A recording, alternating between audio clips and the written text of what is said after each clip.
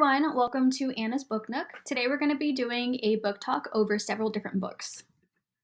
Have you ever been so angry that you couldn't sit still because something wrong had happened and nobody seemed to care?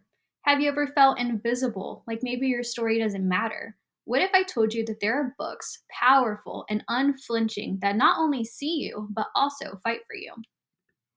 Today, we dive into three unforgettable books that illuminate what it means to be young and black and brave in America. Books that challenge injustice, demand truth, and celebrate resilience. In the current political climate, these stories aren't just timely, but they're also necessary for all to hear. It invites readers, regardless of their background, to look into a mirror of a world that is often overlooked or even misunderstood. While they are centered on the Black experience, the themes of injustice, identity, and resistance resonate deeply in many minority communities. In this book talk, I will discuss the three different books that are on the screen. I will also highlight a few other stories that touch the many different minority communities. The first book that we're going to be talking about today is The Hate U Give by Angie Thomas. This book is about finding your voice and realizing that it is your most powerful weapon. Star is a 16-year-old girl living in Garden Heights, but she attends a private school in a nearby predominantly white town outside of her neighborhood. She feels torn between these two worlds, her tight-knit, predominantly black neighborhood and her prestigious, mostly white school. Her two worlds begin to collide when her childhood best friend Khalil is shot and killed by the police in a routine traffic stop. At first, Star doesn't want anyone to know that she was there that night, but she soon begins to learn that staying silent comes with its own set of challenges. She now has to decide if she wants to break her silence to become the community and Khalil's voice. What makes this book so powerful is how Angie Thomas uses Star's voice. You can feel her grief and her confusion and her anger, and finally, we feel her courage.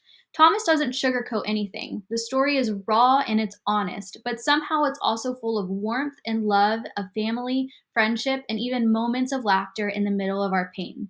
That balance is what makes this book so powerful to readers. The next book I will discuss is I Am Alfonso Jones by Tony Medina. This novel, while keeping the same themes, is different in its format.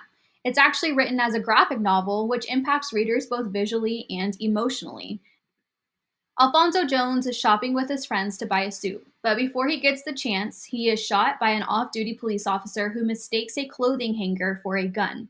Alfonso now finds himself on a subway in the afterlife, meeting other victims of police violence. He watches his community struggle with his murder and listens to the stories of others like him.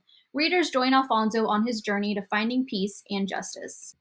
Medina does an incredible job of incorporating such heavy themes into a graphic novel. He uses its format to make the message more powerful with the use of his illustrations. This book emphasizes the importance of comics, graphic novels, and mangas alike. They are relevant and they are impactful, and they also send readers a message. The last book we will discuss is Ghost Boys by Jewel Parker Rhodes. This story is similar to both The Hate U Give and I Am Alfonso Jones, giving voice to the voiceless, illustrating how systematic racism and fear lead to deadly consequences. 12-year-old Jerome is shot and killed by police officers after playing with a toy gun. He now joins the afterlife, watching the impact his death has, and meets other ghost boys like himself. Rhodes writes in a way that allows young readers to think about justice, but also understand that it comes with understanding and peace. This book opens up conversations with a gentle hand for younger readers and even older readers. So, why do these stories matter? Well, they matter because they tell the truth. They give names to the nameless, and they give voice to the voiceless, and they remind us that change begins when we see, when we speak, and when we listen. These books aren't just something to read, they're something to feel and to share and to act on. So I encourage you to pick one of these books up, pass it on, use these stories to help build empathy in yourself, to help build voices, and change the world one page at a time.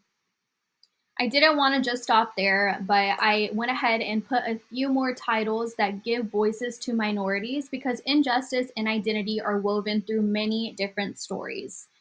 I hope you guys enjoyed this book talk, and I hope it inspired you to pick up some of these titles and learn more about systematic racism and what it is like living as a minority in America.